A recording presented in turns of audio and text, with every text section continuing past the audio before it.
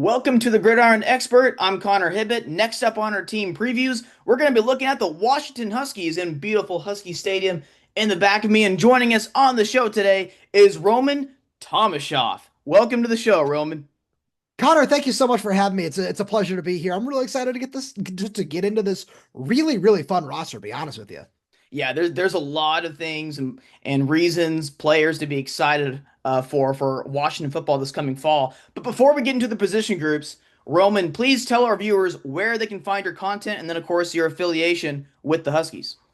Yeah, absolutely. If anybody is a Big Ten or Husky football fan, I'm over on YouTube and anywhere you get podcasts, really at Locked On Huskies is the podcast name. And then I also write for USA Today as part of UW Huskies Wire. All our written work is at uwhuskieswire.usatoday.com. And yeah, I've been really interested in UW my whole life. My dad's an alum of the university, so I spent a lot of time as a young one going up and taking tours of that wonderful facility that you've got right there behind you, Connor.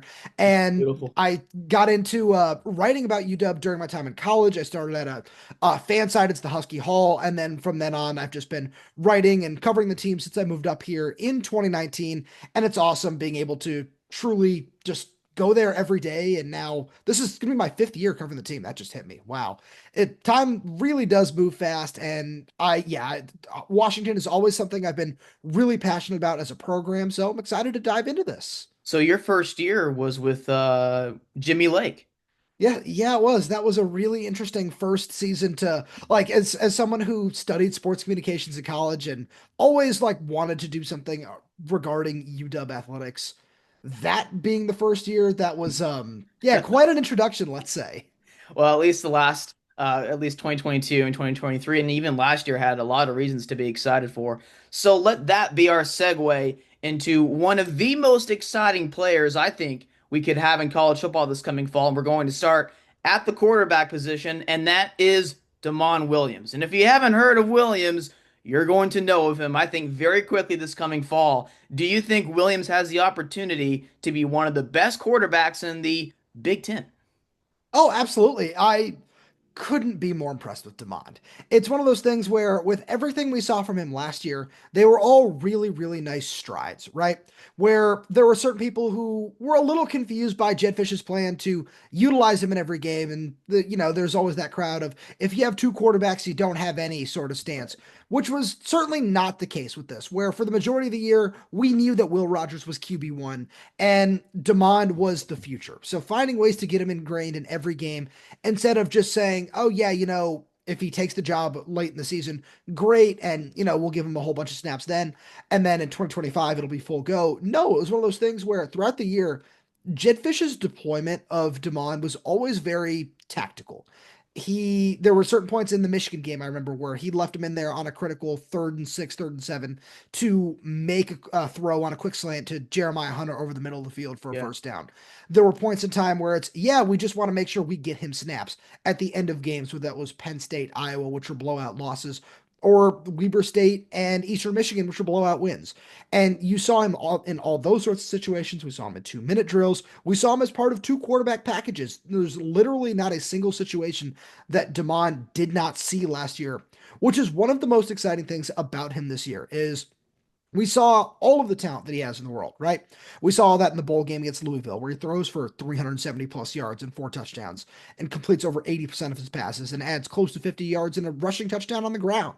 So there's all of that. And then it's combined with the fact that he has almost 300 snaps under his belt already, where there's no reason that he can't take a step forward and be not even just top five, like a top three quarterback in the Big Ten this year. Yeah, I think if you're looking at like the perfect breakthrough players list, he would be my number one quarterback for breakthrough players watch for 2025. Oh, absolutely. I couldn't agree with you more. Yeah, Williams has really high upside. By the way, so for those that did not tune into the Washington Louisville bowl game, first of all, insane game, back and forth with momentum swings. It felt like I was watching a basketball game because basketball is a game of momentum, and that game was a game of momentum. There were some people called it like the opt-out bowl, especially for Louisville. They Oh had a yeah, lot they of had a players that didn't play, but Damon Williams, I mean, kind of felt like he was carrying Washington in that game. that was one of the things that we kind of saw through or that you we just kind of saw what that was going to be like throughout the season. And then that Washington team, they struggled with a lot of injuries, especially on the defensive line. And then the offensive line was just kind of patchwork, where they won the Joe Moore Award in 2023. And then you see all five starters depart. You see four or even five, maybe, just depending on how you feel on a couple of different guys, key just backups depart. And the two guys that did remain just on the team from that group that were on the team in 2023, they were both coming off torn ACLs. So Demond really did have to shoulder a heavy workload, which is one of the reasons he didn't take over earlier in the season. So we'll transition, I guess, now into the offensive line. So last season, this is where the finger was pointed for the majority of the struggles. And it was well documented going into last year that the offensive line was probably going to take a step back. And like you said, it was kind of patchwork. So do you think this group could take a big step up this year? Oh, absolutely. That's one of the things that you brought in a couple nice transfers where you get Carver Willis from Kansas State, where he's an all Big 12 honorable mention, and you bring back one of those key departures that I mentioned in Gieran Hatchett, who went and spent the 2024 season at Oklahoma, but suffered an injury and then came back to reunite with his younger brother, Landon Hatchett, who was one of those guys that was coming off a torn ACL. And now Landon is moving back to his natural position of center, and with a full offseason to actually utilize the weight room to gain weight and strength instead of getting physically ready to play. I really like where the offensive line is headed in that regard. And then one guy who I like to mention wherever I can because the coaching staff is so high on him because he just has the same physical profile as former first round pick from Washington, Troy Fautanu, is Paki Finau, where he's the guy that I fully expect to run away with the left guard starting job this fall. He's a really big, promising athlete as a redshirt freshman, former four-star recruit, and he looked really good in that bowl game. Where you go back through and you watch number 53, you'll see, oh yeah, that guy looks like he can hang even as a true freshman.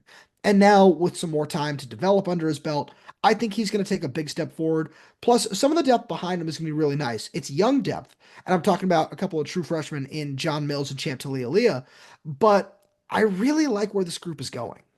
So yeah, you mentioned a couple of those true freshmen as well, stepping into the fold this year with John Mills and then Champ. And I'm not going to sound like a champ if I try to pronounce his last name, and that was a golden job by you there. But yeah, we got Champ and then John. So yeah, the depth is young, but I mean the future looks really bright here for the offensive line. Oh, absolutely. That's one of the things that I feel really good about. And I know we're not necessarily talking recruiting here, but I look at the 2026 class and you're able to flip five-star offensive tackle Cody Green away from Oregon. That's always a nice one as well when you talk about the future of the offensive line. But yeah, absolutely. We're one of the most important things with this group, Connor, is we got out there for the first couple of days of spring practice and we got a chance to physically look at some of these offensive linemen. And it's 6'6", 340, 6'5", 330, whatever. And it's just size that this group straight up did not have last season. So seeing that moving forward makes you feel a lot better about not just the guys that Jed Fish and his coaching staff are recruiting, but just the direction of this group. And so I'm sure the running backs are going to appreciate what looks to be an improved offensive line this year. And it starts with Jonah Coleman. And Coleman is just like Demont Williams being one of the best quarterbacks potentially in the Big Ten this year. Coleman has a chance to be one of the best running backs in the Big Ten. Oh, absolutely. I was so impressed with everything I got to see from Jonah in 2024. And even going back to his Arizona days, he was somebody that I really just enjoyed watching. He's so tough to tackle. And seeing him just put so much time in the weight room this year to drop 15 pounds and just have that leaner, meaner looking physique, which, hey, I'm jealous, man. If he's got a couple tips he could throw my way, that would be really great. But he's somebody who goes over 1,000 yards last year, has 10 touchdowns last season. And everybody's looking at him and saying, yeah, he's going to be one of the best backs in the Big Ten this season. I couldn't agree more, but I don't know if we're going to see as many touches from him as we did last year because the guys behind him are really, really good too in Adam Adam Muhammad and Muhammad. Jordan Yeah. Washington. Yeah. So Muhammad's going to be going into his sophomore year. What's his upside like? He's got all world upside, in my opinion, where it's something where I talked about the way this offensive line group looks physically. Adam Muhammad looks the part. He's 6'2", 219. And to quote running backs coach Scotty Graham, he said, when he gets up to 220, you're going to be lunch money. He's going to be lunch money. And this is, again, this is all just a direct quote from Scotty Graham. And he said, you know what that means? Back in high school, give me your lunch money. No, yes, give me your lunch money. That's the kind of player that Adam Muhammad can be. where it's not just the power though. It's he's got that really nice speed. He's got really good wiggle between the tackles as well. He can get outside and like I said, he's got that extra gear that he can get into. But he really is a complete running back. And it's not even just him too. It's Jordan Washington, a four-star recruit that came in alongside him in the 2024 class. And he's somebody who's up to 183 pounds, I want to say it is now, was a 10-2 track guy in California coming out of high school and just has that truly electric speed that we saw show up a whole lot during spring practice. And whenever you talk about this running back group with the coaching staff, Jordan Washington is always a name they mention as, hey, he's going to be crucial for us. Where for any Washington fans out there, I like to comp him to what we saw from Savon Ahmed during his freshman year in 2017, where it was a whole lot of just different ways to get his speed into space and get the ball in his hands, where it was fly sweeps, it was reverses, it was just giving him the ball and running outside zone, just getting him outside the tackle box. There are so many different things that this coaching staff can do with Jordan Washington. I'm curious how much of that we're going to see this year with Jonah Coleman still in the picture, but he's somebody who is very clearly a big part of their plans moving forward. So do you think the running game is going to be the strength of the offense this year, or do you still think it's going to be the passing game with Williams and then Denzel Boston in the receiving room? How does the receiving room look right now? So that's a great question because and just and everything you ask, Connor, because I look at the running game and I say you have to factor Demond Williams into that equation as well, right? Yes. Just in terms of the read option, all the different things that he can do, or Jed Fish likes to call him the fastest player on the team, which will be really interesting to see him and Jordan Washington on a foot race, in my opinion. But I look at this receiver group, and to be honest, we didn't see a lot of them this spring. And it wasn't because they struggled, it wasn't because they did anything wrong, but Denzel Boston did not practice this spring as he was recovering from a minor surgery he had in the offseason. Omari Evans, the transfer from Penn State, he looked really good early, and then he had an injury that sidelined him for multiple weeks. Rasheed Williams is a guy that I really like. I think he's got great upside. He missed the spring game in the last week and a half of practice because he was dealing with an injury he suffered in, I believe it was the team's second spring scrimmage. So we saw some really nice performances from the young guys. I got to shout out Audric Harris, Chris Lawson, an early enrollee true freshman who I really like. But I would still lean on the receivers because I throw freshman All American tight end Decker DeGraff into that mold as well. But I think it's close. And if we're judging strictly off spring practice, I would say it's the running game. But I look at what Jed Fish's offense likes to do, and I lean on Denzel Boston, who I think is going to be a top three receiver in the Big Ten. So yeah, the offense certainly has a lot of upside, and my gosh, the future for Washington looks really bright as well. So looking over to the defensive side of the football, so this group I think got a little overlooked last year. So especially the pass defense. So Steve Belichick was the defensive coordinator last season. They did a really good job in the back end of the defense, especially. They allowed just 166 passing yards per game, which ranked fourth in the entire FBS, and only 5.7 yards per throw, which ranked first. But there is a lot to replace in the back end of the defense. So take me through the secondary. I know Ephesians Prysock is back at one of the corner spots. How does the rest of the secondary look? So getting Prysock back is really nice. And people are going to look at it and say, well, they lost a lot. When you think about all Big Ten honorable mention, Thaddeus Dixon on the other side, who goes to North Carolina for his final season. But in my opinion, you're not just bringing in the guy who's the number one rated transfer portal cornerback into Cario Davis. In my opinion, that's the guy who's going to be the first quarterback off the board in the 2026 NFL draft.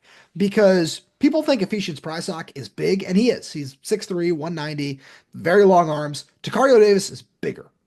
Like it's crazy to think about that. And Davis got overlooked last year because of Yeah, Arizona struggles, and with his 2024 stats, there's no interceptions. It's because no one threw the ball his way. He had six exactly. pass deflections. So he did have some stats there. He had 29 solo tackles, but yeah, you're right. I mean, 6'4", 200. He's got a lot of upside here. He's got I know I've said that twice now, but I really do mean it when I talk about somebody like that, where you go look at his 2023 tape when he was coached by Washington secondary coach John Richardson and what that looked like. And he said that he didn't feel that he was at the top of his game last year, which is one of the reasons he did forego the NFL draft and come back for his senior season because he wanted to put that trust in John Richardson, which is really nice to see. And with those two guys on the outside, a lot of responsibility is going to fall on nickel corner Rashawn Clark. who's a redshirt freshman who I would probably dub the MVP of spring practice. Wow. He had 7 interceptions through the first 13 practices. And then in the spring game, he also had a forced fumble that he also happened to recover. So he generated a team high 8 turnovers through 15 practices. And then on top of that, he just looks really good in man coverage. He's a very physical guy who likes to come down and defend the run. He's a really good tackler, which is when I look at cornerback Jordan Shaw, who had the position last year and moved on to Texas A&M. I don't necessarily think that he was a huge loss because Rashawn Clark always looked like the kind of guy who's going to take over in that position. And then at safety, you're replacing Cam Fabiculon and Cameron Broussard. But I like where McKellisteen is. He's the one incumbent in the room. And then you bring in CJ Christian and Alex McLaughlin through the transfer portal. And I just really like where that rotation is going on the back end as well. So the secondary could be the strength of the defense once again. Absolutely. Because so at linebacker, everybody who played a snap here, I believe, is headed out either due to expired eligibility or the portal. And so now, just like the secondary and defensive line, there's a lot of transfers coming in. So including one actually from the other side of the Apple Cup and Yeah. someone from Washington State. So take me through the linebacker room. Is there a lot of upside here as well? Oh, absolutely. I really like where this linebacker room is going. And it's a bunch of just very different style players. Where let's start with Jacob Monnet, where this is the Arizona transfer who came in. He's coming off a torn ACL. And I want to start with him because I think there's the most mystery around his future where he could redshirt this season as he continues to recover from the injury. But we'll kind of see how that plays out this fall. So I'm interested to see just kind of what the coaching staff wants to do with him because the guy you mentioned from Washington State, Buda Alukta, he's a really fun player to watch. He's just always around the ball. He like I feel like we never use the term ball hawk when you talk about a linebacker, True. but he has that distinction. He had 3 interceptions last year and forced 4 fumbles for the Cougars. So he is somebody who consistently finds ways to make plays and be around the football. And then the third guy you bring in that room in Exree Alexander from Central Florida is a big physical guy who can play inside. They might walk him down and play outside linebacker with him a little bit in some of these bigger fronts that we're going to see from Ryan Walters a decent amount of time. But one other guy whose name I want to throw into the mix, actually two. One of them is sophomore Devin Bryant, who didn't necessarily see a ton of time on the field last year, but he ran with the first team defense through the majority of spring practice. So he's certainly a name to keep an eye on there. And then the other guy is the number one recruit in Washington's 2025 class, Zedris Rainey Saleh, a local linebacker from Bethel High School up here in Seattle. And he's somebody who just looks the part. His high school film is absolutely incredible. Just a big physical playmaking linebacker with elite speed and just elite, just downhill, just physicality against the run. He's a lot of fun, but like Manu, he's also coming off an ACL tear. So it's kind of a wait and see approach there, but if he finds his way onto the field, he's going to be a big time playmaker. We are mentioning a lot of freshman, sophomore playmakers for Washington that have a very bright future here, which is really exciting. So in the defensive line room, teams did find some success in the run game against the Washington defense last season. And now the top three defensive linemen, in terms of production at least, are out of eligibility. Is it Alinius Davis? He showed well Yes. in limited opportunity last season. What is your opinion of this room? So I feel like you didn't say anything wrong, Connor, but it's just a little misleading when I look at that group last season because you talk about the top guys, the top producers being out of eligibility. It's not necessarily something I'm too concerned about because one of the biggest reasons was they were forced into way more action than you'd ever hope for from a defensive tackle group, especially because of so many injuries at the position. Where Javon Parker, who is, in my opinion, has the highest upside of anybody at that position, he went down in week 5 with a torn Achilles. And then his brother, Armand Parker, missed the entire year with a knee injury. On top of that, you had a couple other guys miss a whole bunch of time. Bryce Butler is somebody who I think of, who I love what I've seen from him. He's really good at shooting gaps and just finding ways to be disruptive. So getting him back in a much bigger capacity this year is going to be really important. But to answer your question about Alinius Davis, I think he really falls into that mold as well of somebody who we saw perform really, really well in limited reps last year. And then now this season, as he's going to take a bigger step forward and just get a bigger opportunity to shine, I'm really excited to see what he can do with it. This sounds like a really intriguing team here because there's a lot of like some unproven players, but so much upside. And like you watch them, it's like, okay, like either their body types are different, they're just like a different kind of athlete. Like we talked about some of these guys' frames, like 6'4", 200. The corners are legit. So there's again, there's a lot of really exciting players here. And like going through the schedule here, it's not like impossible. Although, like y'all do play Ohio State and Oregon, you host both. So, what do you think the ceiling is for the team this year? Because I'm sure a lot of people are probably overlooking Washington just because they were hovering around 500 last year, and all the talk in the Big Ten is with the big three, Penn State with everybody that Right. they return. So I feel like the Huskies with some quality players here could be overlooked. Now, I'm not saying that they have the power rating exactly of one of those top three teams, but it feels like they could be kind of being overlooked here.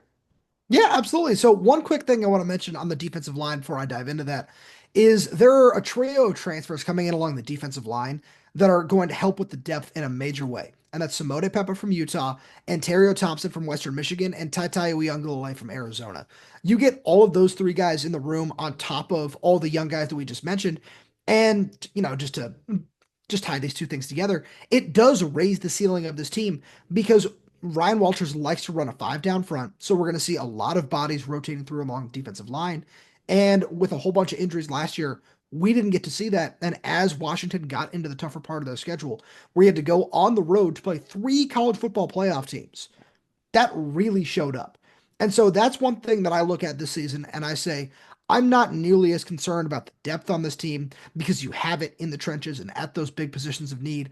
And then, at some of your skill positions, you have some really bright stars. So I really like where it's going. And I feel like the ceiling it's tough because I want to say it's in the 9-10 win department, in my opinion. I would say an absolute ceiling is probably 10 wins, where I look at this schedule. You mentioned Ohio State and Oregon. It's great that you get both those teams at home. Illinois coming in at Husky Stadium Yeah, as that's right, well. Illinois. That's yeah, so getting all three of those games at home, that's really important because I look at some of the road trips you have to take this year where, rivalry game in the Apple Cup, anything can happen there. We'll see what that looks like. I don't think that Wazoo team is going to be nearly as good as it was last year.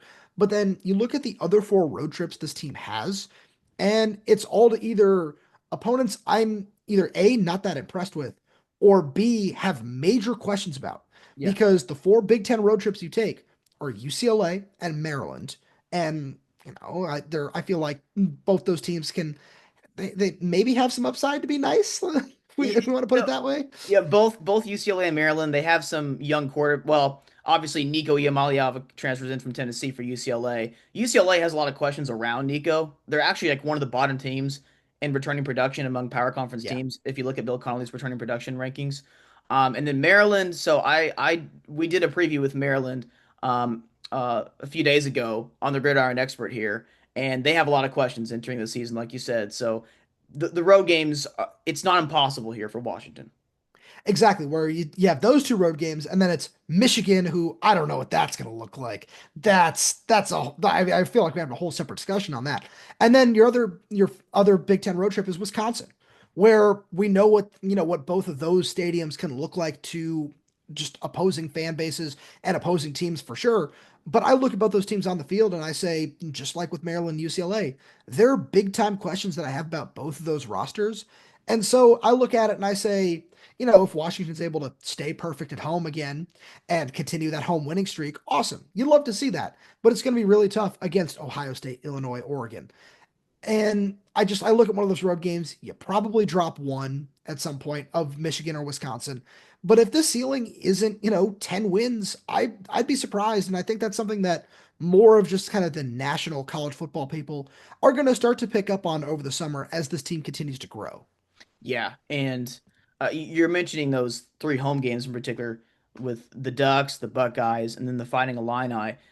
I would not be shocked actually if Washington's favored over Illinois because like I like Illinois, that. I know they return a lot, but if you were obviously when Vegas does their lines, it's really based off of power ratings and stuff. Illinois and Washington are probably going to be pretty, especially like once Washington continues to grow, they get better, they might get a little bit more love from Vegas. I think over the course of the season, I wouldn't be shocked again if the Huskies are actually favored there. They're going to get about 2.5, 3 points for being at home. And the power ratings where I'm getting at here, they don't love Illinois. Like Illinois is going Yeah. to be top 15 probably in the preseason rankings, at the very least top 20. And I'm sure some people, I saw it from Heather Dinich, they're probably going to have them as like the dark horse to make the playoff. They're coming off a double-digit win season. I don't really think you can call them a dark horse, but I'll leave that at that. But Illinois is probably going to be like top 25-ish, like 20-ish in power ratings. And I can see Washington climbing up to around that area. And again, they're going to be at home. So, Oh, I absolutely agree. And that's one of the things that I'm really excited about this year, where, if this game was at Illinois, I feel like this is a completely different discussion surrounding this game. And it's something that I don't think that Big Ten fans have completely understood yet, is to, especially when Washington is good. And like, no matter the case, really, but truly when Washington is good, when I think about that 2023 season, what Husky Stadium is like as an environment for opposing fans. Like I think about, yeah, please, oh yeah, make sure we get the gorgeous stadium in full view. Just what that environment can be like to any opposing team. People really do overlook it until you get there, and then it's, oh yeah, no, this is one of the toughest places to play in all of college football. and again, a lot of reasons to be excited. And Roman, really good job going over the Huskies. One last question though. So 2025 has a chance to be a really good season, but I mean, there could be a lot of guys coming back for 2026. I mean, this is not a 2026 preview; it's a 2025 preview, obviously. But if you could give us maybe a little bit of way too early insight on 2026 Washington, if they Ooh. do break through this year, I mean, are people going to be looking at Washington next year like how people are looking at Illinois this year? I love this question because I absolutely think so. So let's just dive into some of the guys that I think are going to be big time producers in 2026. We've already covered a few in Damon Williams. Adam Muhammad is going to be in that mix. I won't go in anybody that's, on the recruiting trail right now that I think is going to be, and that ends up in Washington and ends up being a producer as a true freshman. But Paki Finau is another one that's going to be really important. I look at Rashid Williams and I say Washington has had this really nice run at receiver, especially at that outside like X receiver position where you had Roma Dunze. Now you have Denzel Boston. Rashid Williams is next in line for that. And then right behind him is another guy who I'm really, really high on in Justice Williams. Just a big physical dude at 6'4, 210, runs really, really well. His dad won a Super Bowl playing tight end for the Raiders. So there's a really nice bloodline with him as well. And having just all of those weapons around Damon Williams and Chris Lawson is certainly going to be a big part of that as well. The early enrollee I mentioned a little bit earlier.